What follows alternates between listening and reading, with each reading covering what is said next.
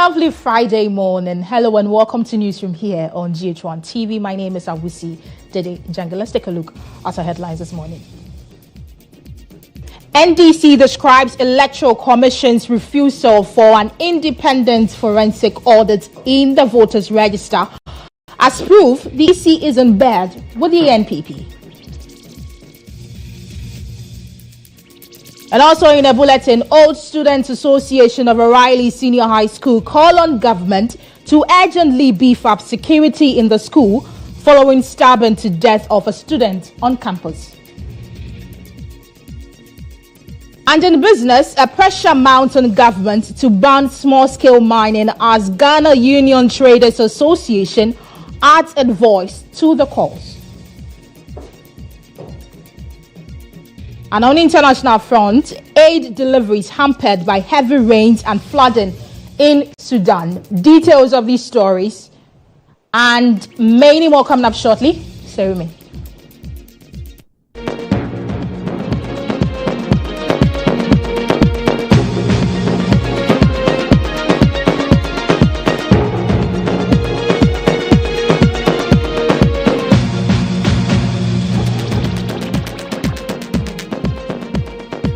Thank you so much for tuning in. The news is coming to you live from our Platinum studio here in Accra, and it's also streaming live on Facebook at GHOne TV. This morning, the Old Students Association of Awisi Senior High School wants government to beef up security at the school immediately.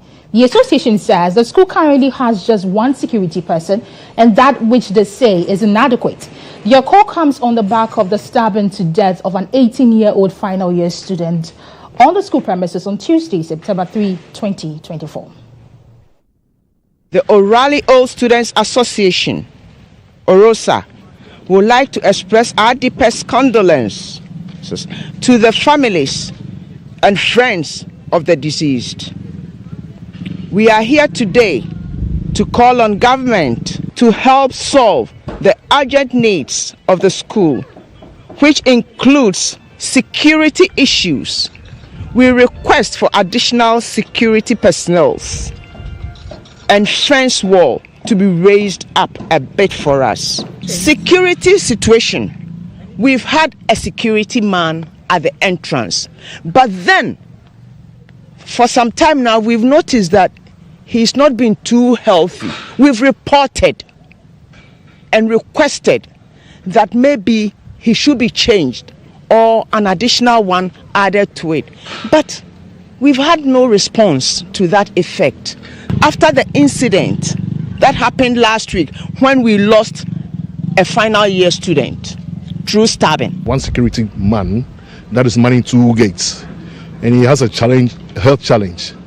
So he cannot do that. Oh, security, if you are the minimum 2, maximum as much as they can give us to the school. It's a big yard. So the more security we have, the better. Apart from that, we have a lot of encroachers in the facility, going in and out. One security man cannot man the whole facility.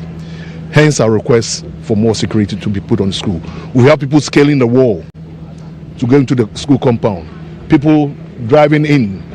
You can see a truck driving in to take blocks inside. We are not constructing anything in the school. Increase the size of the wall. Give us more security to police around the school. Not just anybody walking in and out of the school. Who can you control? You cannot control anyone.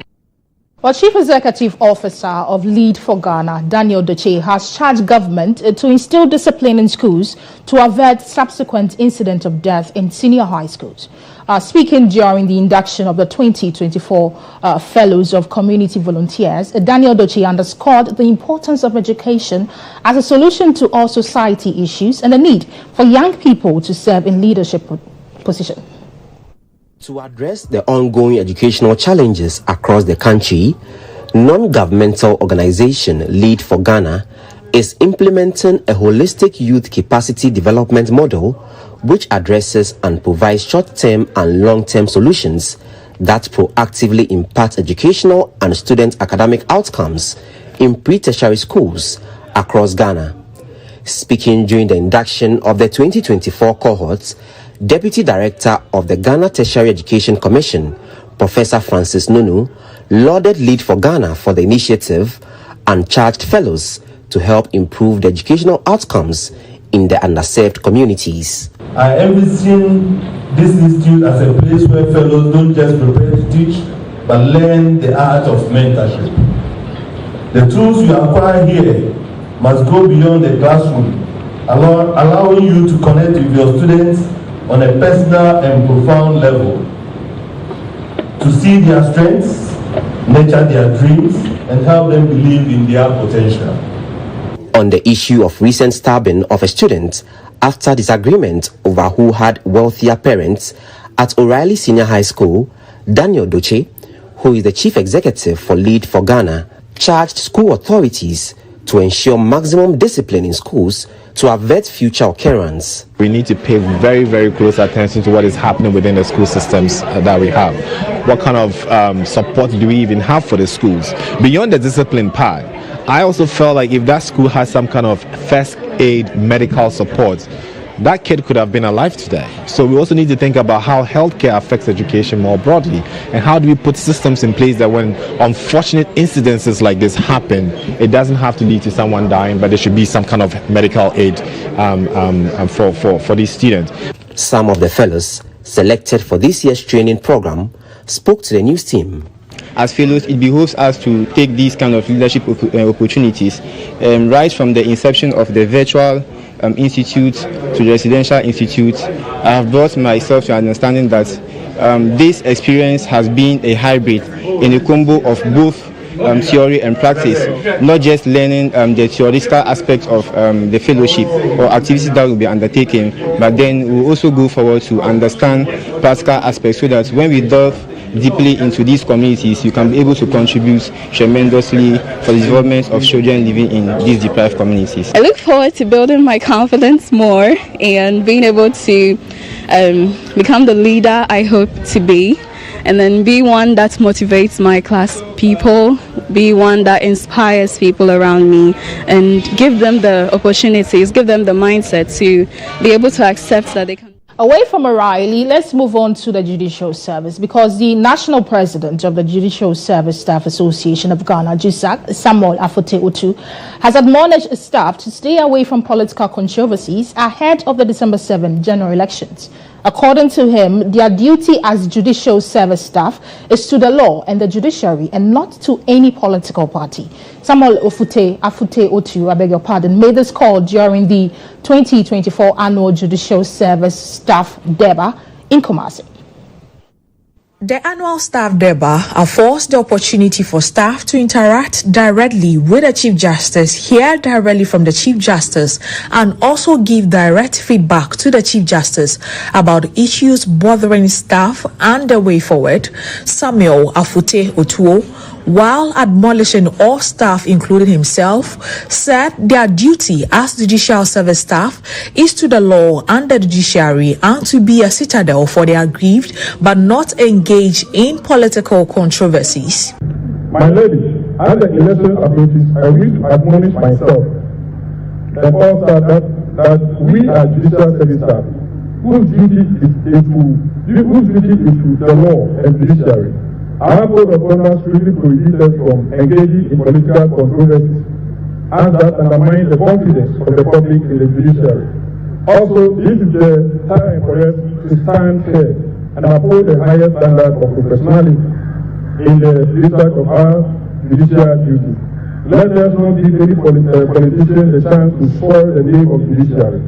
The judiciary is the last resort for the aggrieved, and we must be the citadel for the aggrieved.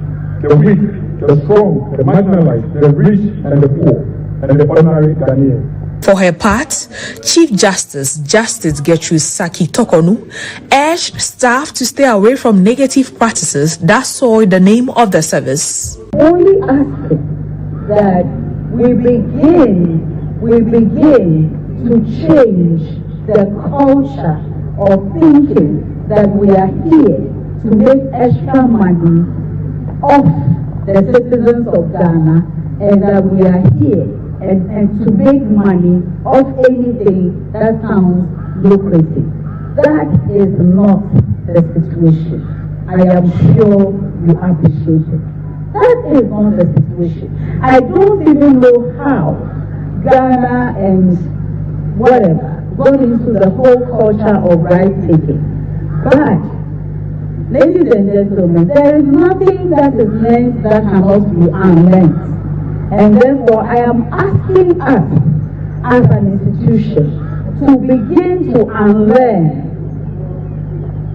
the things that we have wrongly learned. The DEBA, dubbed Building the Pillars of Justice Delivery Through Leadership, Innovation and Technology, was attended by Superior Court justices, judges and magistrates, as well as directors of the service. Some retired staff to the service were rewarded for their sacrifices to the service. The Electoral Commission says the request of the NDC for a forensic audit of the election 2024 voter register is premature. Now, for weeks, the NDC raised concerns about some irregularities in the voters register, declaring a nationwide demonstration against the EC on September 7 following its refusal to accept an independent audit of the register. While speaking during a press conference, Deputy EC Chair in charge of operations, Samuel Tete, said a forensic audit of the voters register is unnecessary at this stage. This is the first time the NDC has taken interest in the register. Otherwise, one would have expected them to call for such an audit of the 2016 register, which contained photos of plants and animals representing voters. It is important to note that, contrary to what is being alluded, since 1982, the voters register has never been audited. The exhibition exercise enables citizens to verify their details and allows for the unearthing of discrepancies in the register. Additionally, it provides for the correction of discrepancies in the register. This is not new. This has been the practice since 1992. The process of cleaning and strengthening the voters register is well defined by law. We have also noted comments by the NDC to the effect that the very doctor that created the problem should not be the doctor that will resolve the problem. The EC must agree for an independent body to audit them. The EC holds a contrary view to the position held by the NDC. We reiterate that it is the EC that is clothed with the responsibility and capacity to address discrepancies in the provisional voters register. The Commission has been doing this since 1992. It has the experience to do this and does not require any external organization to do its work. We reiterate that the law makes provision for the self-auditing of the voters register through the voters exhibition exercise. The exercise makes available the provisional copy of the register and allows citizens to verify their details and point out discrepancies with their details. Additionally, the same law allows for the correction of these discrepancies by the EC at all levels, from the field to the districts to the head office. This is the laid down, tried and tested process, and it works. What then is the purpose of the proposed forensic audit? The Commission is of the view that such an audit will add no value whatsoever to the well-defined, tried and tested process documented for the cleaning and strengthening of the provisional voters.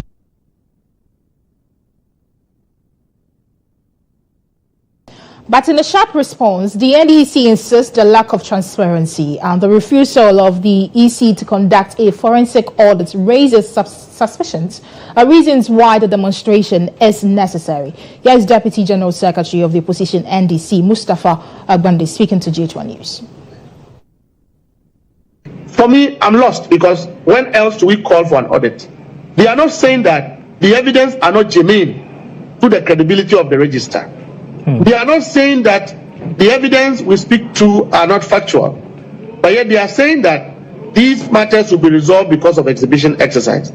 But our argument has been that because of the dwindled credibility of the Electoral Commission, one, arising as a result of their past record, the incompetence and recklessness they have demonstrated for some time now, it is only fair that we get a neutral body to audit the system that will give all of us the level of assurance that we require to say that the elections, the register is valid, the register is credible, the register is devoid of human manipulations.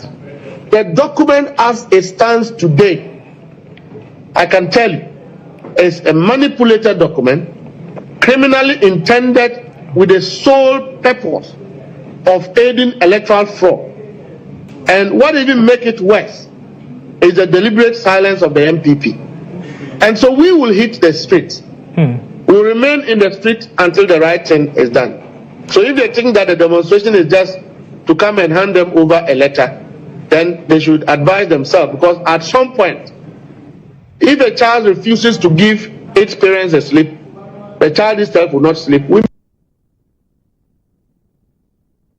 Well, the Electoral Commission will today conclude receiving nominations for presidential candidates for the 2024 elections. So far, we understand that 17 out of 33 candidates have filed to contest the 2024 presidential elections.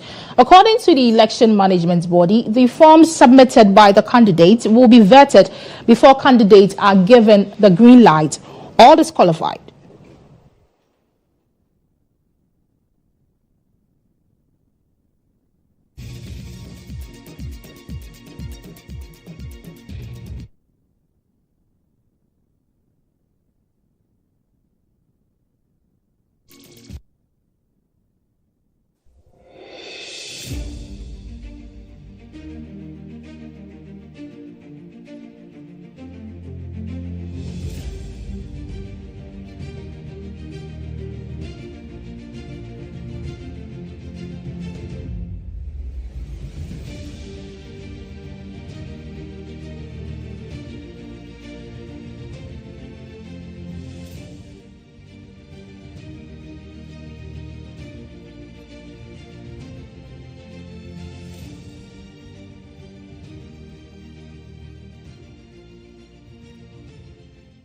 Let's cross over to the Electoral Commission's premises, where my colleague Obed Kingaglo joins us on Zoom for the very latest. Obed, if you're hearing me, what more can you say on this particular development? Right, so I would say that today marks the conclusion of the filing of nomination here at the Electoral Commission headquarters. And currently, Bernard Mona is in filing his nomination. As you may be aware, about 33 persons declared their intention to contest the 2024 elections, and they are all trooping in to make sure that they file nominations. So far, about 17 persons, because one independent candidate also just came in to also file his nomination. And we are expecting that by close of day, persons who have not showed up yesterday will come today, because on the list we have political parties like the PPP and also other notable persons who we know who have not yet come to file their nomination. So we are still here waiting for these candidates to show up and file their nomination. Right. Thank you so much, Obed, for bringing us up to speed on what is happening on the EC's premises. We'll bring you up to speed in our subsequent bulletin. But away from that, a former president, John Mahama, has called on government to provide evidence supporting its claim of creating 2 million jobs to combat youth unemployment in the country. He argued that the Akufo-Addo administration has worsened the unemployment crisis and lacks the capacity to effectively address the issue. But certainly, like in all the other regions, youth unemployment is the main issue. The youth came out in their numbers, and it is clear that it is a ticking time bomb for us as a country. We need to accelerate the economy. We need to invest in the areas of the economy that will provide decent and sustainable jobs for young people. And we need to do that urgently. Certainly, the current government has no panacea for youth unemployment because they've taken the unemployment rate from 8.4% to 14.7% in just 8 years. And so when they talk about creating 2 million jobs, you ask, where are those 2 million jobs? If unemployment has risen to 14.7%, then you can't have created 2.something million jobs. But we all know that this is a government that is used to propaganda. And unfortunately, when you propagandize, you must keep your propaganda from reality. Unfortunately for this government, they are lost in their propaganda because they believe it. And so they repeat it like a nursery rhyme. And they believe in everything that they say, even though on the ground the reality is different. Well, it's campaign season, and as usual, the air is thick with promises. From the practical and tangible to the gimmicky and extravagant, the spectrum is wide. And then there are the head scratchers, the promises that leave you wondering if they make any sense at all. Enter Pius Enam-Hajide, the embattled former deputy sports minister and current contender for the Esujaman seat. His latest promise, free exit for senior high school students in his constituency. Well, GHOne News' Elekple Mauku has more in this News Desk report. In the world of elections, promises are often the currency of choice. Campaigns buzz with assurances, some grand, others modest, and occasionally those that seem to stretch the limits of reality. Take, for instance, the recent pledge by embattled former Deputy Sports Minister Pius Enam-Hajide, who is vying for the Esujaman seat in the Eastern region. Hajide has vowed to make travel to the United States for the 2026 FIFA World Cup a breeze for his constituents, should he be elected.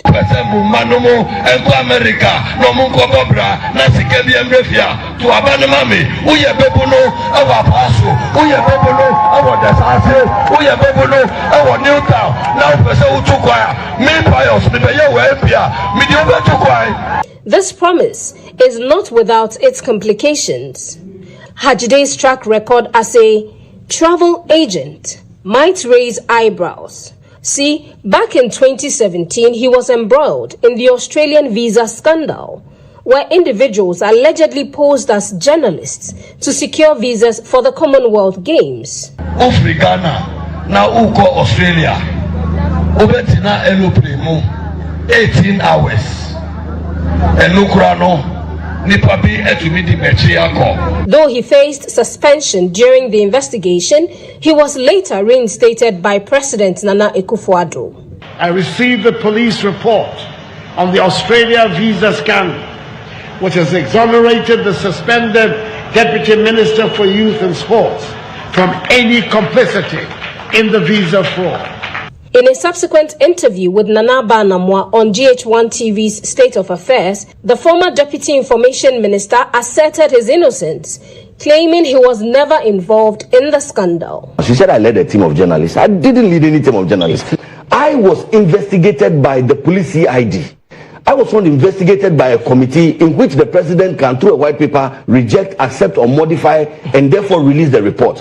When the police conduct criminal investigations about somebody, the police proceed to court if there is evidence, normally. Now, as the 2024 election looms, Dede has once again stirred the pot, not only with promises of facilitating trips to the US for the World Cup, but also by pledging to facilitate exits for students in the area should they require them. House as much as this is mine. When you have the time and you have an exit, or you have the opportunity to go out, lots of good friends in your school, so exit should not be an issue. In an exclusive on Star FM, Dede defended his promises, arguing that as a leader, it's his role to open such doors for his constituents. What is wrong with a member of parliament assisting his or her constituents who are capable and willing and are interested in traveling to travel? What's probably wrong with it? While his critics remain skeptical, the crucial question remains: what do the people of GHOne think of these promises? Onya chance koyo saka no asementiro onu said that woman enu dwa no wedwa ye Sojama ba ha 14 years ni obi amedi tro enya konwa no na no kure wom ni say onyo obi a o ka no kure Sojama city no say one fa no kure di andi wani mu a bro unya da. And perhaps most provocatively, does this move reflect on President Akufo-Addo's self-proclaimed anti-corruption stance?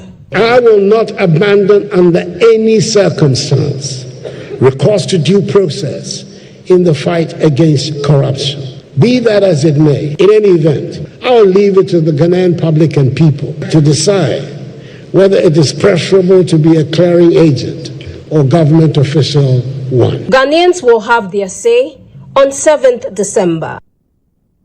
Well, the opposition, NDC, is demanding the immediate dismissal and prosecution of the CEO of the National Youth Authority, Pius Enam Dede. This follows his admission of involvement in the 2018 Australian visa scandal and a statement indicating plans to engage in similar actions during the 2026 World Cup in the United States. Malik Basintali is the Deputy National Communications Officer.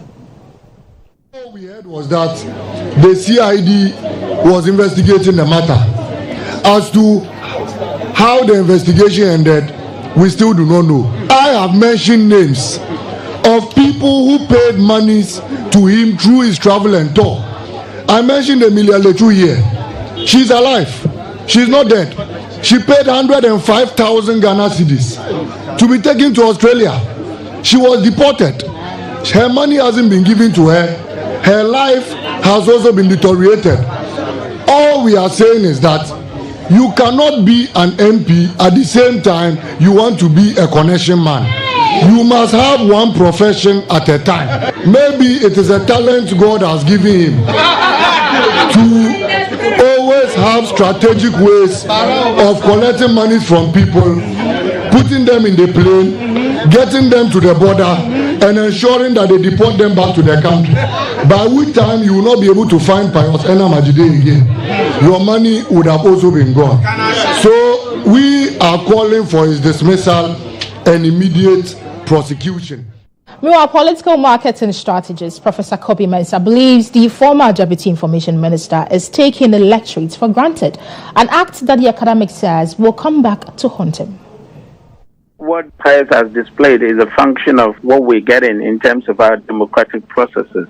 A lot more people think that once you have the money, you can secure the PC slots, and you could actually say anything that really would excite the voter and to vote for them to go into parliament.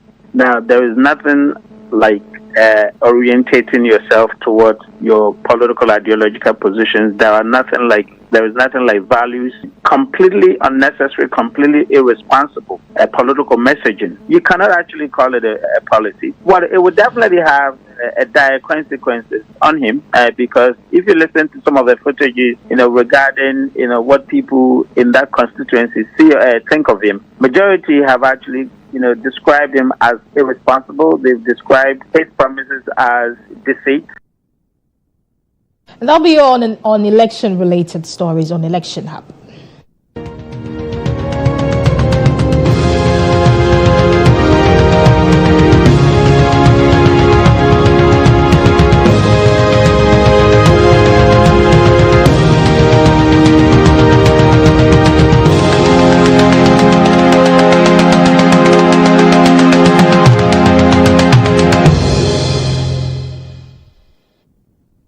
Now, scores of indigents from Jamestown, as well as traditional rulers, have gathered at the newly built harbour in the area, awaiting its commissioning by President Nana Akufo-Addo later this afternoon. The facility, which has been under construction since 2020, will facilitate fishing and also serve as a source of employment for scores of residents in Jamestown and other communities. My colleague Musa Alansa is at the ceremony and joins me on phone for more. Musa, you are there. Tell us more. What is happening there now? Hello, Musa. Okay, we've lost Musa, but we'll be back after this break.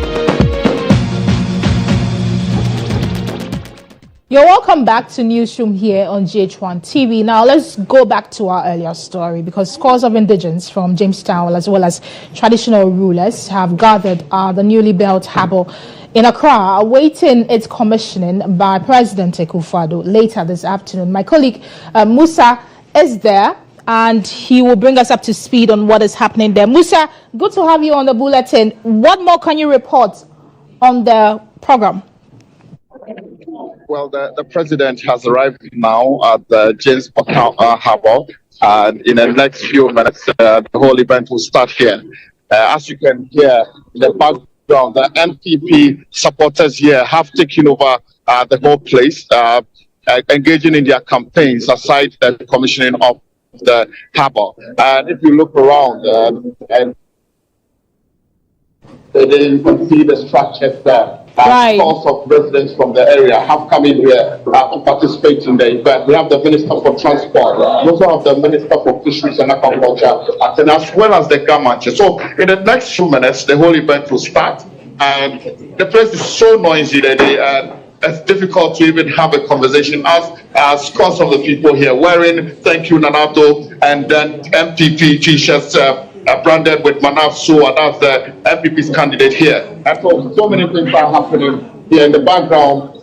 Here, and the people, you can see with the loudspeakers playing music, just trying to show how joyous they are. I heard some of the people saying that it shocked the NDC in the area, especially so that this facility, some 3 years ago, they never believed it to be complete.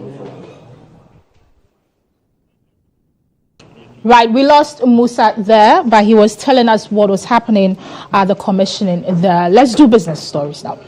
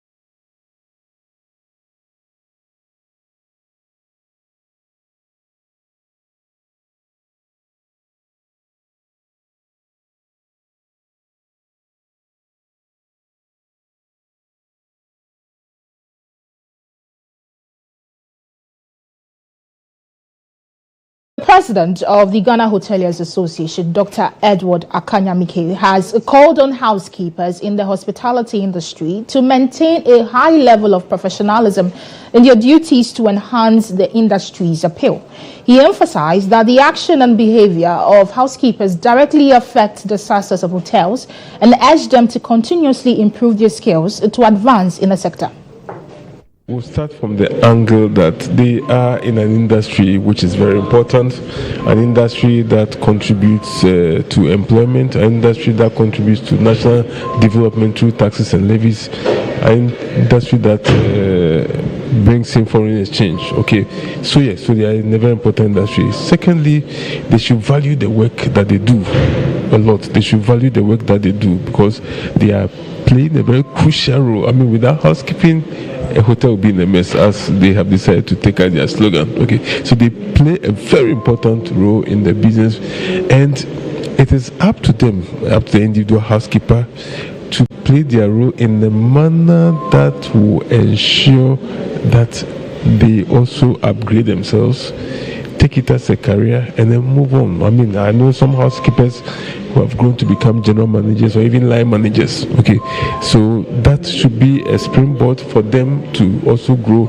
within the hotel industry. Away from hotels, let's move on to cocoa. Cocoa farmers in the Tiwa East district of the Eastern region have expressed concerns that the recent 45% increase in the producer price of cocoa announced by the government may not significantly improve their livelihoods due to the soaring production cost. The farmers lamented the steep prices of essential inputs for cocoa production and highlighted the poor road conditions in the district, which have led to higher transportation costs, further eroding their already slim profit margins. Government has announced the price hike for the 2024-2025 cocoa crop season, which is aimed at curbing smuggling and improving the welfare of cocoa farmers. However, farmers in Tiwa East argue that rising cost of farm inputs, labor and transportation will diminish the benefits of the price increase. Cocoa no afina so na esese onya bibi film no hwe ni wa onya film esan say yentimi maintain cocoa no ye ena nsuo na meka no nsuo na da fu no ma esese ye de nsuo no ye adwuma no eno nso no na amanfo asai no okoka ho asema enka nti ye besere se efa cocoa no de ya de anu ani kita oman no nti anka oban no de ahoɔden kakra ehyemu eboa ya anka youth no a wo mo abo apie so ataso wo kromu a sabio ebi nya adwuma nya ni ade no wo mo so beba ekura aba beboa me fom kra no me 90 by 2.5 miles ansa na madruma fom na so je se me tonsuo efri krono mu sa de fok ayi de abobo ya akra so ntimi nko ntimia mesoa kakra sa na me de akoduru afum ansa na matimi de akwakoye adwuma ewo afum ho no mo enti no kwasem ni kokoo sempa de no krani se mo betumi aye de esre mo momodin ase mo be boan sanse aban no obo aye no kwasem ni niema bebre mu no amoa yen Ghana fo nyina se ye jai kokoo ya Ghana agu enti said o mani ko teacher for timi ka so mo ko strike okuani so ko strike a why na ko strike na kire no ye ni obia enu nti ye hu se o ma fa ye fala ye ni bibia ye enti akuafo de ye mobo fiti ye nwuma ye nyina mu makopenti roba yitimi to 10 cedi kura tofo kura eni ho o po obi chew oba be free obekwa ba se me kura kwa ye meka ontua na se ni nyina no ye ka hu nti akuafo de ye mobo o bibia mu. In recent years, Ghana's cocoa sector has faced multiple challenges, including adverse weather conditions, diseases, illegal mining activities, inadequate farm inputs, and smuggling. At a forum organized by the Eastern Regional Directorate of Interparty Affairs and civil society organizations of the NDC, with various farmer groups in the Tiwa East district, the farmers raised numerous concerns, particularly the impact of illegal mining on their farms. Some even threatened to quit farming and migrate to urban centers if no action is taken. Share the via galamse ni niama essence you know me say me kura me youth na me ni abobo ya na say me ni bibi am the betwins you a free kura me womu me ko top pipe na me de akọ afuonum ansa na makọ boy duro ansa na kokoo no manya kakra me hwe na enya yidia na say me so me kokuru na me kopa adwuma bi. In response, the NDC promised to reinstate free fertilizers and farm inputs for farmers, further increase farm gate prices, and supply agro-equipment if voted into power. The party also encouraged farmers to form cooperatives to better benefit from these policies. Cocoa. And I had 960,000 tons. They say about 460,000 tons. Nini say garamsi na kwa more lucrative a chain. Cocoa na ashaya free na nanu mama misumine because kunya dieno. Atwam amasisi ano garamsi no makuya yo no enye debium. Any problem no, but ye buy no you say omu questions no mu bisa no. And no one yes I will manifesto but ye di hu ye elaborating more amomanya entiasia. The NDC vowed to tackle illegal mining to protect cocoa trees and preserve arable farmlands. The national executives and members of the Ghana Traders Union Association, GHOne, have added their voice to the call for a ban on illegal mining commonly known as galamsey, in the country. According to the union, it is their duty and responsibility to ensure that Ghana's natural resources are judiciously used and preserved for future generations. GHOne is also urging the government to declare a state of emergency on the issue to ensure that all necessary resources are directed toward the complete eradication of the issue.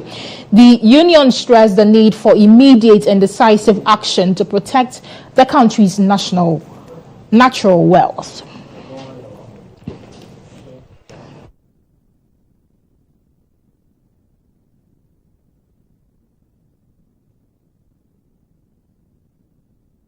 We understand we have the president of the Ghana Traders Union Association, Dr. Joseph Obeng. Many thanks for joining us on Newsroom, sir.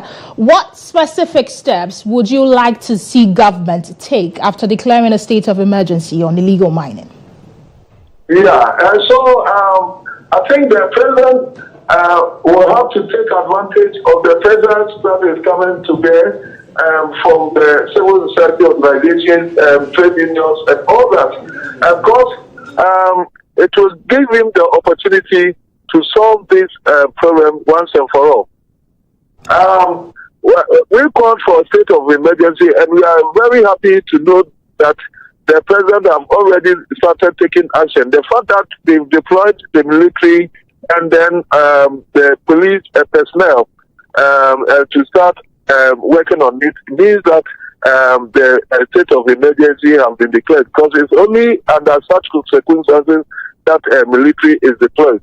So we are very happy, and then we also learned that a committee is being formed to consult all these pressure groups to find a way to solve the problem, and I think it's in right order that we have to do this. You lauded the president for attempting to tackle the issue, but how does GHOne plan to contribute to the fight against galamsey beyond the statement?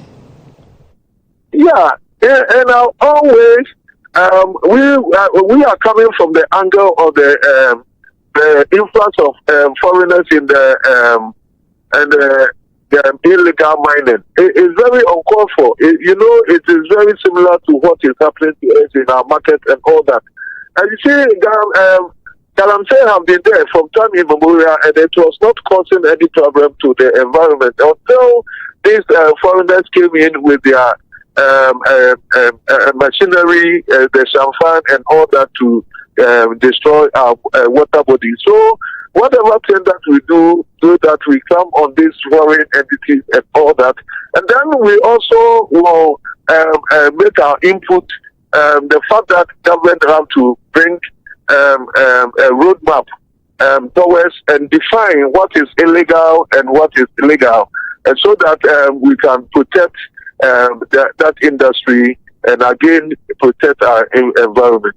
Right. Yeah. Thank you so much, President of GHOne, Dr. Joseph Obeng, there, telling us how galamsey affects them as a union with specifics to their business. But away from that, a president of a Chartered Institute of Marketing Ghana, a CIMG, Dr. Daniel Kasati, has urged marketers in the country to embrace AI as a transformative force for the marketing industry. Speaking at the 35th annual CIMG Awards, Dr. Kasati emphasized AI a transformative role in reshaping strategies, enhancing capabilities, and unlocking new potential in today's digital age. On the theme, harnessing the power of AI as a transformative tool for marketers, President of the Chartered Institute of Marketing Ghana, CIMG, Dr. Daniel Kasati, while urging marketers to take advantage of AI, also stressed the need for ethical use, not only for profit, but for the greater good of the public. Tonight, we gather here not only to celebrate excellence, but also to reflect on the future of the profession in an era of unprecedented technological transformation. At the forefront of this transformation stands artificial intelligence, or AI as we call it, a force that is redefining the very essence of marketing and, for that matter, business. Notwithstanding all these opportunities ahead of us, ladies and gentlemen, we must realize that with great power comes even with greater responsibilities. As we harness the capabilities of AI, we must also remain vigilant about the ethical implications and ensure that our practices uphold the highest standards of integrity and transparency. The 35th CIMG Awards ceremony saw 51 companies and individuals recognized and honored for demonstrating marketing brilliance over the last year.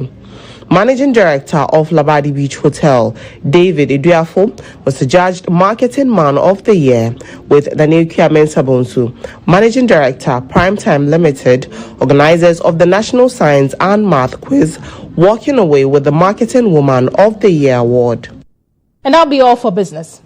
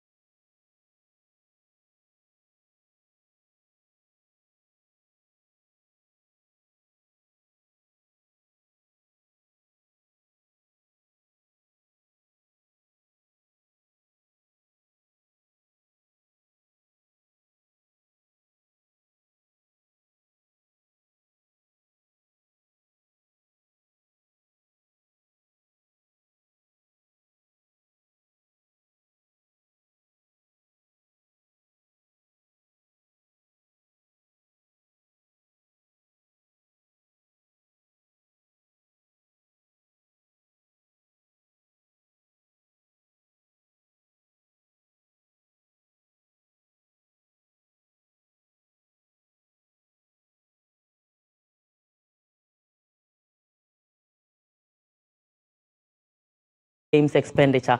I've got this plus many others coming up shortly. Do stay.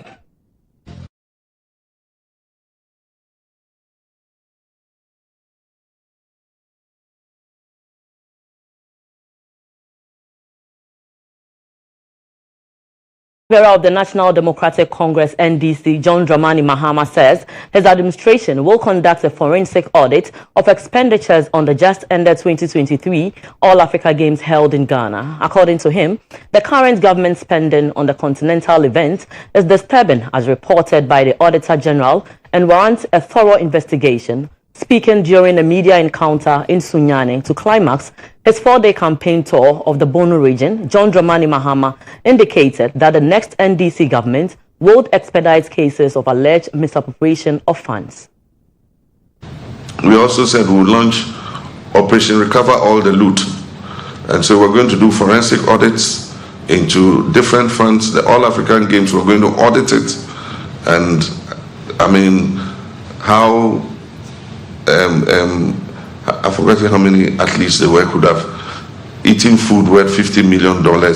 I mean, nobody can understand, a thing like this. And so when I see how, some of the figures you hear in respect of the whole African Games are astounding. And so we're going to investigate that. We're going to go into PDS. Why did we lose $190 million American funding, for our electricity and power sector? There are many scandals that have been left, uninvestigated because the president is not interested in investigating them. And so we'll investigate them and we'll recover what we can of Ghanaians' money that has been misappropriated. But like I've always said, what is good for the goose is good for the gander. One of the reasons why we lose the anti-corruption fight is because we think that the corruption fight applies only to the regime that has gone out. And so we pursue our political opponents vigorously and investigate them. But then when the same things are happening in our own administration, we turn a blind eye to them. And so I've warned anybody who would end up serving my administration that if the anti-corruption institutions catch up with you, don't expect that I will come and aid you. You are on your own. And so everybody must conduct themselves in a manner that is befitting of the office that they serve in. Second member on the Parliament Select Committee on Youth and Sports, Komla Mensah-Woyome, has expressed his disappointment in the current state in which Ghana finds itself after CAF's decision to withdraw approval for the use of Baba Yawa Stadium for Black Stars games. The Member of Parliament indicated the Select Committee will launch an inquiry into the operations of the National Sports Authority on the back of its failed mandate in the maintenance of the Baba Yawa Stadium and other sports facilities in the country. So already we had taken certain steps to meet as a committee somewhere 23rd of September to look at other matters that Mr. Speaker had referred to the committee. Okay.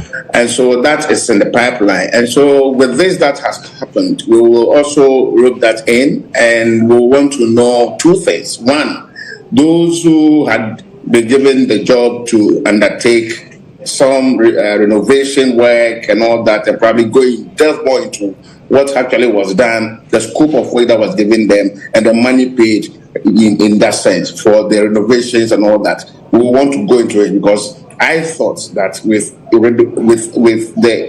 intentions or with that, if it was done properly, we shouldn't find ourselves in this situation. And then two, see whether within the shortest possible time, yes, we can get a rescue event, what do you call it, a venue that can rescue the situation. And I just heard that they want to look at the University of Ghana Sports Stadium, as well as Stadium.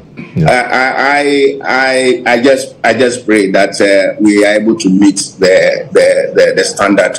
Otherwise, I mean, we should bow our heads in shame, and more particularly the NSA, the ministry, and everybody who had a role to play in this matter, because we shouldn't sink that low. I mean, it's so sad that, I mean, in the history of this country, we are confronted with this situation. We could be avoided if we hadn't played politics with some of the things that had gone on. Especially, I don't know, the award of contract to go and renovate these facilities.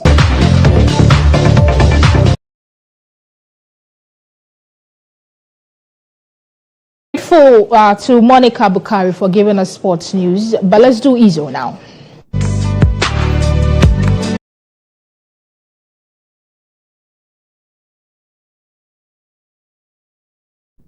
And in E-Zone, delays in completing the reconstruction of Ghana International Trade Fair Center is affecting tourism in the country.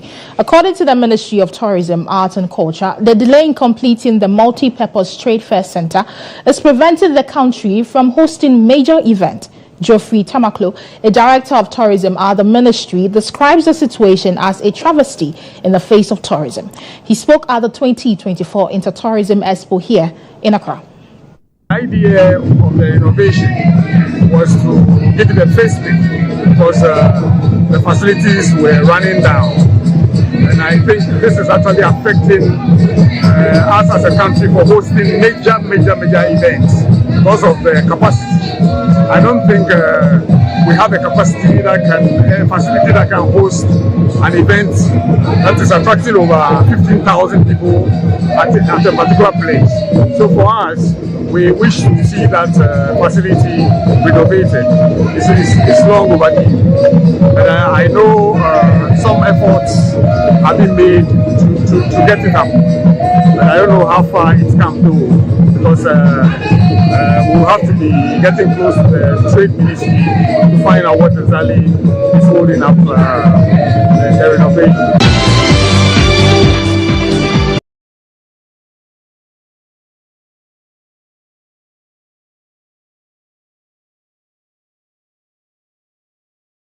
Nations has warned that heavy rains and flooding have made transport and aid in Sudan, Chad, and South Sudan extremely difficult. It comes on as the humanitarian situation in war-torn Sudan grows increasingly dire, with more than half of the country's population experiencing crisis levels of hunger. Although aid trucks are making it through to the capital, transport is being hampered by flooded and muddy roads. The UN states that it needs maintain and expanded access in order to save lives. The downpour have worsened the displacement crisis due to the ongoing conflict in Sudan, which broke out between the Sudan Army and paramilitary rapid support forces in April last year. Out of the more than 317,000 people affected by the heavy rains and flooding, 100,018 have been displaced. The country is also grappling with a cholera outbreak triggered by the flooding and contaminated water. Thousands of people have been killed and almost 8 million have been displaced since the fighting broke out.